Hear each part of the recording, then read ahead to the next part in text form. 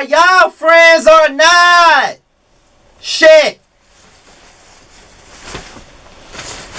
Shit. Fucked up my damn hair flip.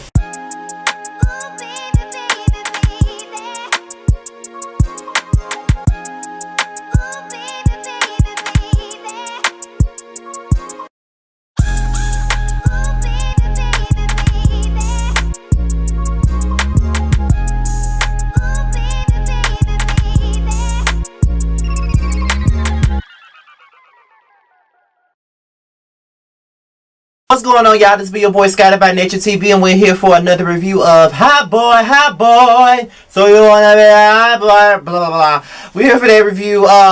It's like 2 days late, of course, because you guys know that I was out of town for my birthday or whatever. Happy 32nd to me, poop. So you know we're here for the bullshit. So we're gonna get right on into it, okay? So we're gonna pick up where we left off with Ken and his brunch, okay? Where he wants to put everything on the table, make sure people are who they say they are and what they're not, okay? So we started talking about the tag-along comment that Ashton made in regards to Braylon. Now, Braylon felt some kind of way about it. Ashton told us why he felt like he was a tag-along, because he did not know Braylon personally. He don't know Braylon outside of August, okay? He don't know him outside of September at all. So he wants to get to know him outside of October, so you know he can have a better understanding. But at the same time, because of Ashton's personality and his attitude, it does come across as if he was dismissing what Braylon was saying. And being that Braylon is kind of meek, kind of soft-hearted, soft-spoken, it comes across, it's gonna always look like he's being a bully or he's being dismissive towards Braylon, even though he's not trying to be. But it's gonna always come across that way because of Braylon's laid-back, soft-spoken approach. That's just how it's gonna always look. So Ashton needs to focus on how he's gonna deal with that moving forward.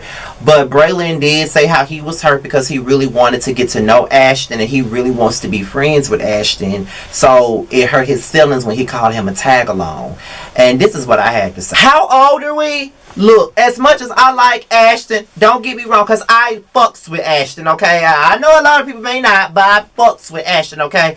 But Braylon, boy, you sound like I did when I was 10 years old, looking for friends and just wanted to be friends with anybody and let them treat me any kind of way just so I could say that they're my fucking friend, okay? At the end of the day, if a person is giving you that energy where they're standoffish and they don't really want to fuck with you like that, that's your cue. They ain't your friend. They don't want to be your friend. Like, stop it. Okay, you look like a puppy that's begging to get some kittles and bits at this point. Like, if a motherfucker don't vibe with you, if you don't vibe with a person, you may find that person to be cool as a fan, but they may not see it for you like that. You might need to reevaluate your likeness for that person and just push on the fuck back. Because I'm sorry, but that kind of triggered the fuck out of me when I heard you say, I really want to be friends.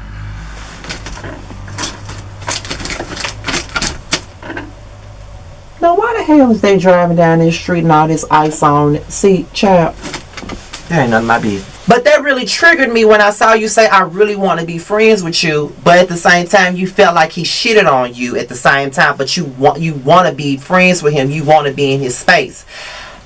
That triggered me because that sounded like me when I was 10 years old. Like, I always speak on school bullying and how I desperately wanted to be friends with certain people and desperately wanted to be cool with certain people, but they just didn't see it for me.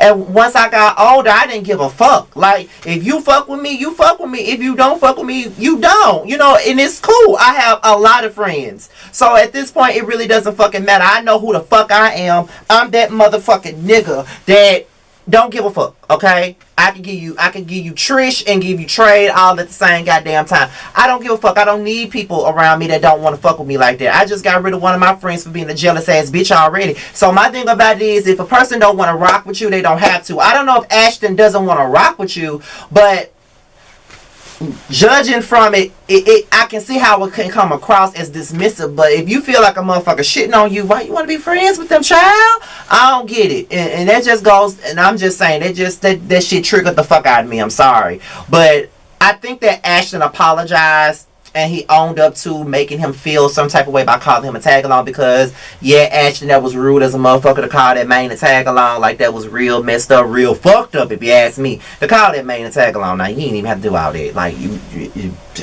come on now. But then Braylon speaks his piece, and he pretty much wants everybody to know, don't call me a tag along. If you're not going to call me Braylon, you're not going to call me Bray, you're not going to call me B or that bitch, don't talk to me at all.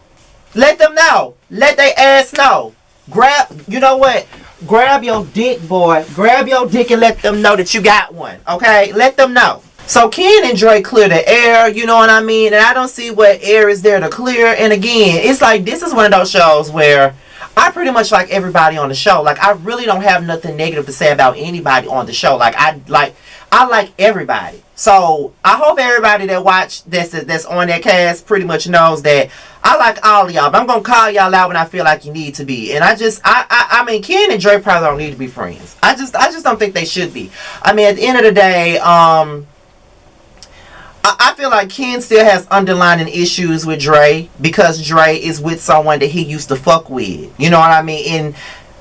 In my own experience with that shit, it'll never be the same. Like, it's like you can get past it, but sometimes it's gonna always be in the back of your mind, and you're not gonna have that trust. It's the trust level. The trust level will never be the same. It's like you're gonna always be wondering if they're doing something behind your back that they have no business doing. You know what I mean? And when you bring somebody around and your friend knows that that's your nigga and they fucking around with them, you know what I mean? And y'all may get past it, but it's like, okay, I never bring a nigga around this dude again, regardless of the fact that he my friend. I can't bring no nigga around him, but then he gonna try to fuck that nigga too, and then that's gonna be another issue. So I don't know if Ken and Dre need to be friends. If they do need to be friends, if they're gonna be friends, it just may have to be a situation where it's very surface, because I don't think that they're really friends like that. I think the trust is really out of bounds at this point, and I don't think they really see it for each other like that. I don't think Ken really sees it for Dre like that, but because of the fact that they are in the same circle, they just try to coexist. And I think that's probably the best thing they can do instead of calling each other friend, because child, no. But then, Sherrod,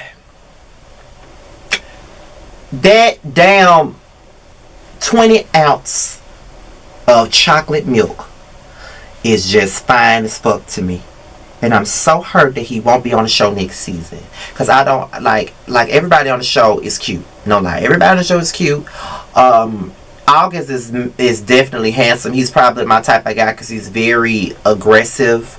And, like, don't take no bullshit the same way with Ken. He's very aggressive and, you know, masculine and just a man's man. And then you got Dre, who's not necessarily overly masculine, but chocolate like I like him to be, and just well built. And, you know, I just like I said, I won't have, like, I normally drool over Sherrod, you know what I mean, because, like, he's just a perfect package for me. Like, he chocolate, he cute, he got that body on him.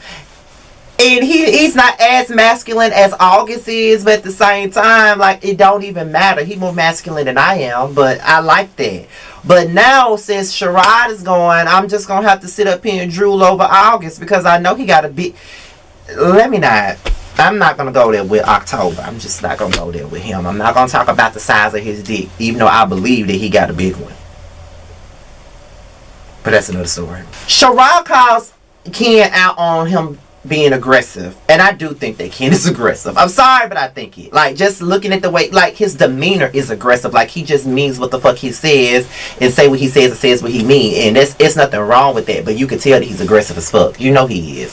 And I think because they're both headstrong and they're very opinionated, I just believe that it went south quick, because I don't think that Ken was hearing Sherrod at all. I think he just heard certain pieces that he didn't like and he cut them off. That tends to happen sometimes when you're having a conversation like this, and then you hear something you don't like and then you cut a person off. That's not the way to have a conversation, you know what I mean? So you gotta keep it 100 on it. That's not a way to have a conversation.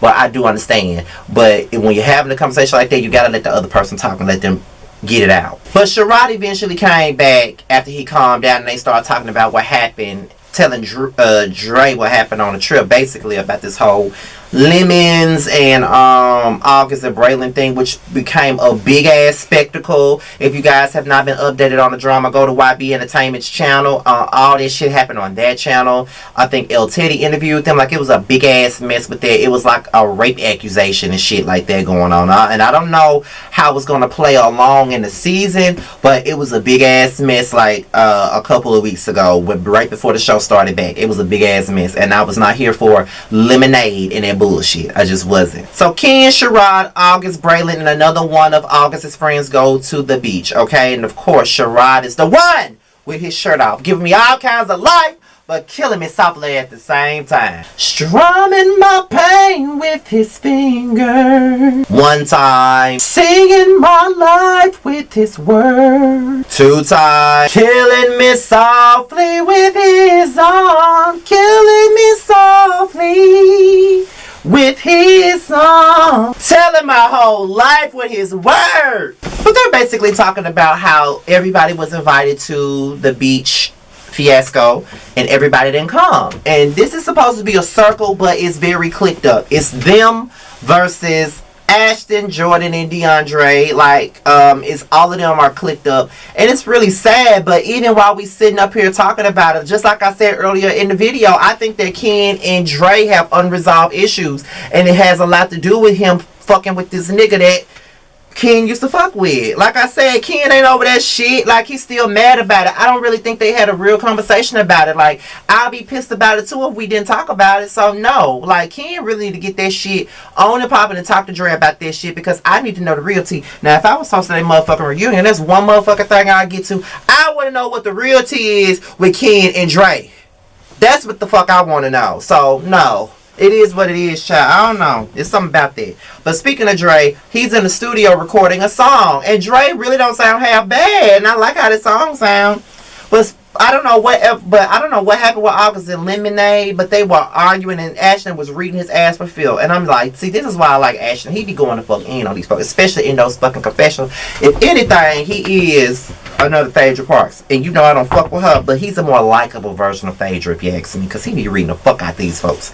I'm sorry, y'all, but he do. He's probably the Reed King of this whole damn group, okay? But I will say that this episode was miles better than the other ones. I really feel like Todd is trying to do better with the production and all of this other stuff. Just like I said, I know that I know that Real Housewives of Houston is a smaller platform. It's not on the levels of Chasing Reality just yet, and it's not really on the levels of Gemini Films just yet, but everybody has a start. And I just feel like this one, Todd do come back for season 2, he just have to go at it harder and better than normal. You know what I mean? Even if you have to promote it through us as YouTube reviewers that are interested in doing the show, you know what I mean? Do it like that. You know what I'm saying? So it is what it is. So just keep on pushing, Todd. I'm here for you, and I want you to win, and I want the rest of this cast to win. And like I said, this is the one time on all of these LGBT reality series that there is a cast where I like everybody. Like, I love Sherrod, I love August, I love Dre, I like everybody. Like, everybody on the cast. And honestly, I should have interviewed them on my own damn shit. But, you know, it is what it is. You know, maybe next season I can get a chance to interview everybody. But they should have been. You know, I know YB is probably I think that they all like YB more than they like, you know, like the rest of us. You know what I mean? That's okay, because YB is like that Iyanla Van Zant type person. Like, you get the funny shit and the healing shit all at the same time. So that's probably why they go to YB versus somebody like me, which is fine, because y'all know I'm going to make you laugh, I'm going to get to the tea and everything else. But maybe next season I can get them on my platform. You know what I mean? So with that being said, you guys, this be your boy Scotty by Nature. I'm out of here. Be sure to like, rate, comment, and subscribe. And share this video. If you haven't followed me on social media, all my social media is at the bottom. And I'll holler at y'all later. Y'all, I got 2 more videos to do in this cold ass closet. But it is what it is, child. That's what happens when you go out and celebrate your damn birthday like that. But it is what it is, y'all. I'm out of here, y'all. Peace out.